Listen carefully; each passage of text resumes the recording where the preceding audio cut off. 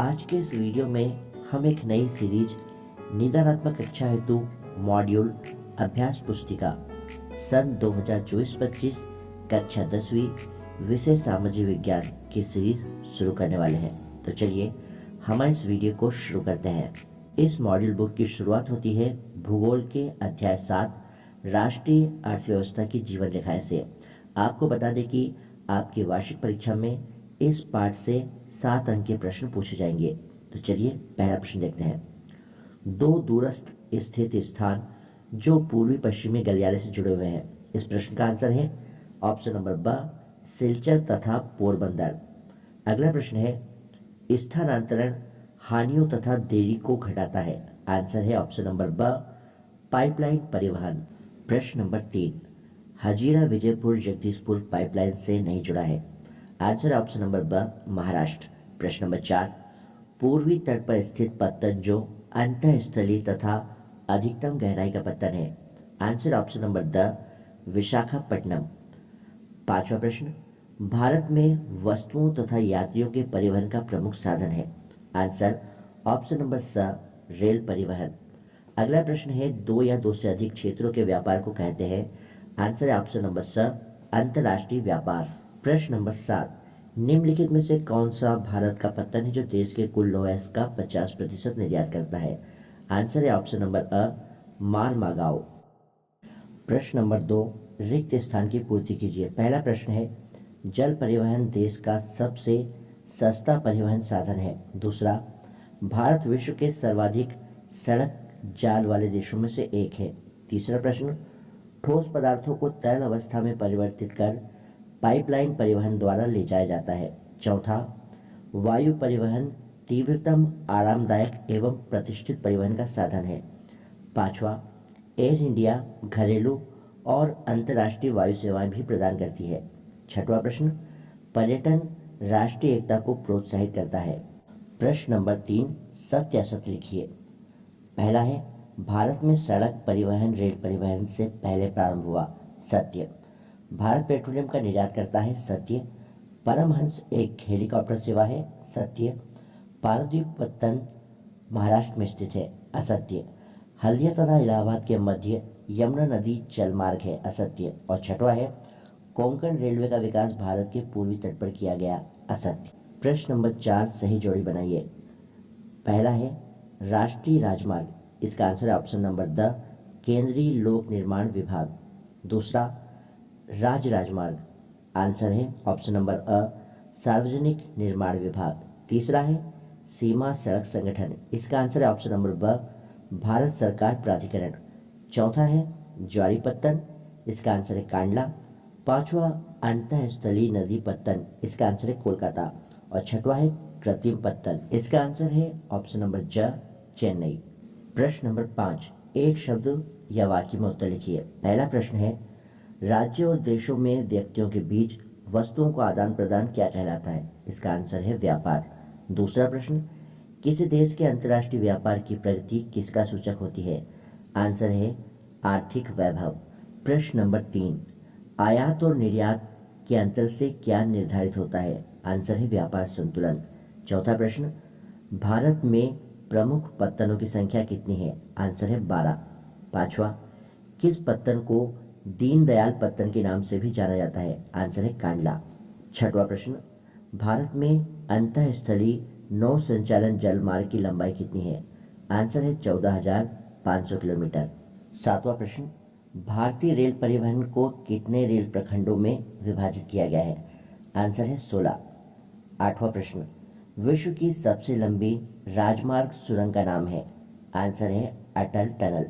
नवा भारत के परिवहन मानचित्र पर कौन सा परिवहन नेटवर्क अपेक्षाकृत नया आगमन है। आंसर पाइपलाइन परिवहन। 10वां प्रश्न भारत में माल और यात्रियों के लिए परिवहन का मुख्य साधन कौन सा है। उत्तर है रेलवे परिवहन। अब देखते हैं अति लघुत्तरीय प्रश्न। पहला प्रश्न है कोलकाता को एक अंतःस्थलीय नदी पत्तन क्यों कहते हैं। आंसर कोलकाता को एक अंतःस्थलीय नदी पत्तन इसलिए कहा जाता है क्योंकि यह हुगली नदी के किनारे स्थित है जो गंगा नदी की एक प्रमुख शाखा है। दो नदियों के संधिग्राम पर स्थित होने के कारण ही कोलकाता एक अंतःस्थलीय नदी पत्तन के रूप में जाना जाता है। प्रश्न नंबर 2, भारत के उत्तरी मैदानी क्षेत्रों में रेलवे के घने नेटवर्क के दो कारण लिखिए। उत्तर, भारत के उत्तरी मैदानी क्षेत्रों में रेलवे के घने नेटवर्क के दो कारण हैं। पहला, समतल स्थलाकृति एवं समतल भूमि, और दूसरा है जनसंख्या का उच्च घनत्व। प्रश्न नंबर 3, उन कारकों का नाम बताएं जो देश में रेलवे नेटवर्क के वितरण पैटर्न के लिए जिम्मेदार है। आंसर, रेलवे नेटवर्क का वितरण पैटर्न के लिए जिम्मेदार निम्न कारक है। पहला, स्थलाकृतिक कारक, दूसरा आर्थिक कारक और तीसरा प्रशासनिक कारक। चौथा प्रश्न, हिमालय क्षेत्र रेलवे लाइन के निर्माण के लिए प्रतिकूल क्यों है? कोई दो कारण लिखिए। उत्तर, पहला है उच्च उच्चावच के कारण, दूसरा विरल जनसंख्या के कारण और तीसरा है आर्थिक अवसरों की कमी के कारण।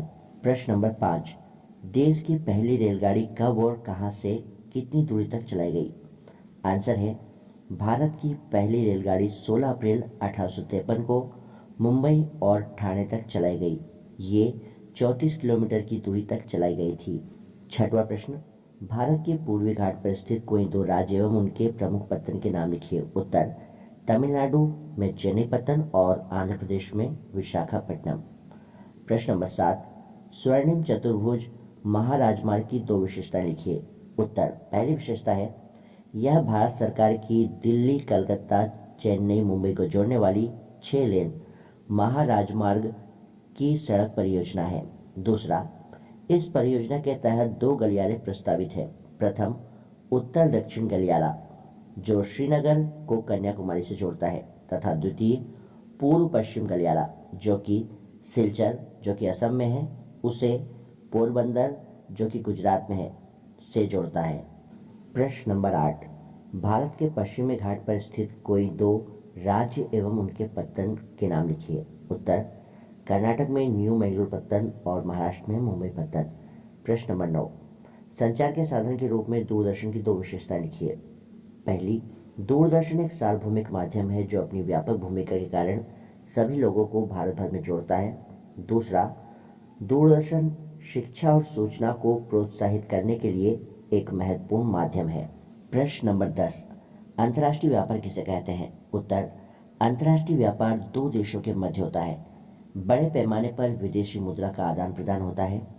यह देश की आवश्यकताओं को पूरा करता है। प्रश्न नंबर 11, स्थानीय बाजार किसे कहते हैं? उत्तर, स्थानीय बाजार गांव, कस्बों, शहरों के बीच होता है। ये छोटे पैमाने पर होते हैं। प्रश्न नंबर 12, भारत के 4 प्रमुख अंतर्राष्ट्रीय वायु पत्तनों के नाम लिखिए। उत्तर, पहला, नेताजी सुभाष चंद्र बोस कोलकाता, दूसरा जवाहरलाल नेहरू मुंबई, तीसरा इंदिरा गांधी दिल्ली और चौथा मीनाम्बकम जो कि चेन्नई में है। प्रश्न नंबर 13, परिवहन और संचार के विभिन्न साधनों के नाम लिखिए। उत्तर, परिवहन के साधन हैं बस, ट्रक, रेल, वायुयान, जलपोत, पाइपलाइन आदि। और संचार के साधन हैं रेडियो, टीवी, टेलीफोन, मोबाइल, डाक तार, पत्र पत्रिकाएं, समाचार पत्र, उपग्रह आदि। अगला प्रश्न है, राज्य राजमार्ग किसे कहते हैं? उत्तर, राज्य की राजधानियों को जिला मुख्यालयों से जोड़ने वाली सड़कें राज्य राजमार्ग कहलाती हैं।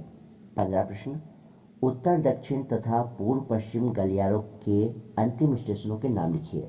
उत्तर, उत्तर दक्षिण गलियारा श्रीनगर और कन्याकुमारी, पूर्व पश्चिम गलियारा पोरबंदर व सिलचर। प्रश्न नंबर 16, स्वर्णिम चतुर्भुज महाराजमार्ग के सुदूर उत्तरी, पूर्वी, दक्षिणी, पश्चिमी शहरों के नाम लिखिए। उत्तर, उत्तरी है दिल्ली, पूर्वी है कोलकाता, दक्षिणी है चेन्नई और पश्चिमी शहर है मुंबई।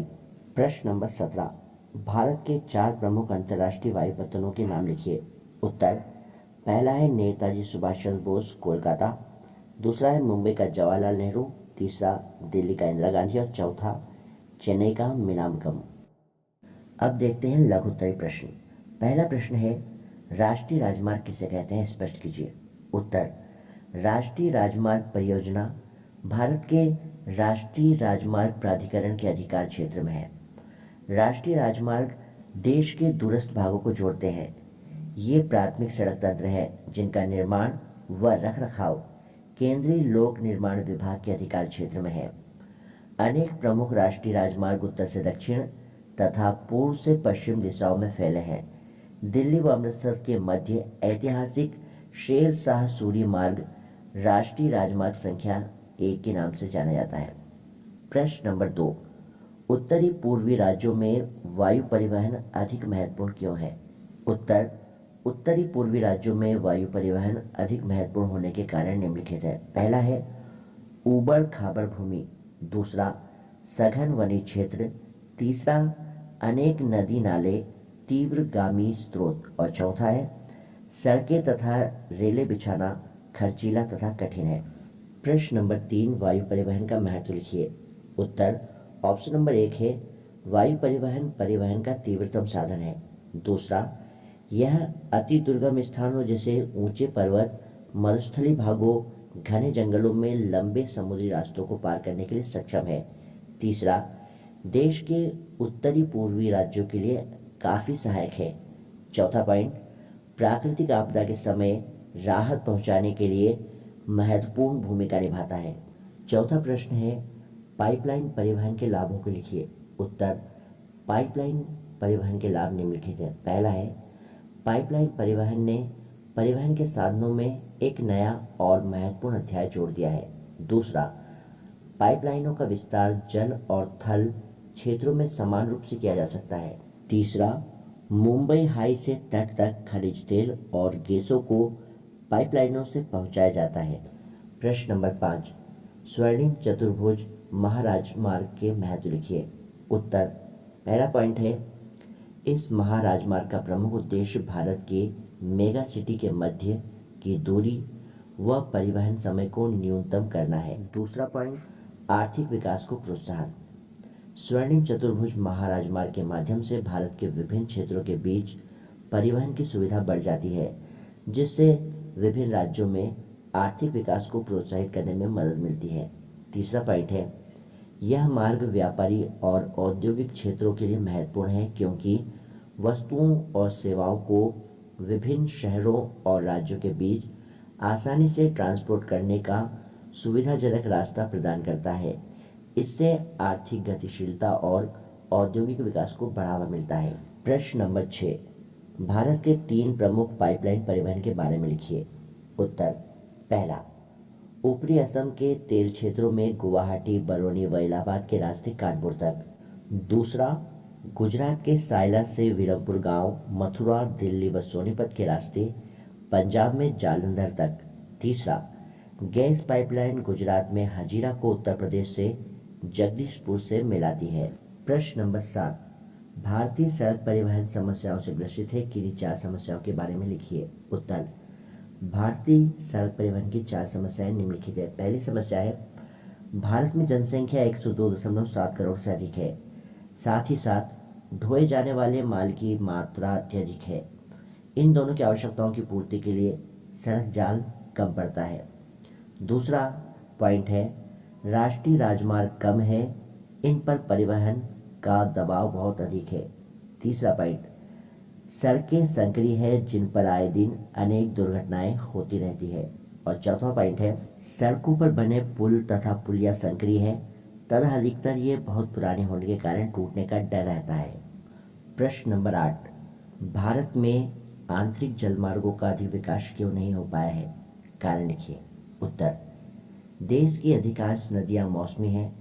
कुछ नदियां तो शुष्क मौसम में बिल्कुल सूख जाती है और कुछ में जलधारा इतनी पतली और उथली होती है कि उसमें नावें या स्टीमर नहीं चलाए जा सकते। दूसरा, वर्षा ऋतु में जल की अधिकता, विकराल गति एवं बाढ़ की स्थिति के कारण वर्षा ऋतु में नाव नदियों का परिवहन करने के लिए उपयोग नहीं हो पाता। तीसरा, सदाबहारी नदियों में सिंचाई के लिए जगह जगह से नहरें निकाली गई है, जिससे नदियों में जल स्तर तो कम हो ही जाता है, मार्ग में द्वार अथवा बांधे बनाने से मार्ग बाधा युक्त हो जाता है। अतः जो नदियां पहले नौ संचालन के योग्य थी, अब वह उपयोगी नहीं रही। चौथा, दक्षिण भारत की नदियां पथरीले भागों से बहती हुई प्रपात बनाती है। प्रपाती नदियों में गति तो तीव्र होती ही है, साथ ही प्रपातों के साथ साथ स्वाभाविक रूप से नावों अथवा स्टीमरों को चलाया नहीं जा सकता। प्रश्न नंबर 9, कांडला समुद्री बंदरगाह की कोई 4 विशेषताएं लिखिए। उत्तर, कांडला समुद्री बंदरगाह की 4 विशेषताएं निम्नलिखित है। पहला, कच्छ की खाड़ी में कांडला आजादी के तुरंत बाद विकसित किया गया पहला बंदरगाह था। दूसरा, इसे मुंबई बंदरगाह पर यातायात की दबाव को कम करने के लिए विकसित किया गया था। तीसरा, यह एक ज्वारी बंदरगाह है। और चौथा, यह जम्मू और कश्मीर, हिमाचल प्रदेश, पंजाब, हरियाणा, राजस्थान और गुजरात सहित अत्यधिक उत्पादक अन्न भंडार और औद्योगिक बेल्ट के निर्यात और आयात की सुविधाजनक हैंडलिंग को पूरा करता है। प्रश्न नंबर 10, यातायात और संचार के साधन देश के औद्योगिक विकास में किस प्रकार मदद करते हैं, स्पष्ट कीजिए। उत्तर, औद्योगिक विकास यातायात और संचार के साधनों पर निर्भर है। इन साधनों के बिना औद्योगिक विकास की कल्पना नहीं की जा सकती है। पहला पॉइंट है, यातायात के साधन औद्योगिक कच्चे माल को निर्माण केंद्रों तक पहुंचाने में मदद करते हैं। दूसरा, यातायात के साधन निर्माण केंद्रों से तैयार माल को देश विदेश के बाजारों व उपभोक्ताओं तक भेजने में सहायक होते हैं। तीसरा, श्रमिकों, अन्य कर्मचारी वर्ग व व्यवस्थापकों के आने जाने को संभव बनाते हैं। चौथा, व्यापार, परिवहन तथा संचार सूचनाएं भेजने व जानकारी प्राप्त करने में संचार के साधन मदद होते हैं। पांचवा, संचार के माध्यमों से मांग और पूर्ति क्षेत्रों का हर समय पता चलता रहता है। और छठवां पॉइंट है, बिना आए जाए बहुत बार व्यापार संचार के साधनों के माध्यमों से पूरे कर लिए जाते हैं। इससे विश्वसनीयता तो बढ़ती ही है, साथ ही समय और धन की बचत भी होती है। निदानात्मक कक्षाओं के मॉड्यूल का हमारा ये पहला चैप्टर यहीं समाप्त होता है। और इस बुक में जो दूसरा अध्याय दिया है वो भूगोल का अध्याय 1 है, संसाधन एवं विकास, जिसे हम हमारे इसी चैनल पर दूसरे वीडियो में सॉल्व करेंगे। तो वीडियो आपसे मिस ना हो, इसलिए हमारे इस यूट्यूब चैनल को सब्सक्राइब कर बेल आइकन जरूर प्रेस कर दीजिएगा। तो जल्द ही मिलते हैं एक नए वीडियो के साथ। Take care.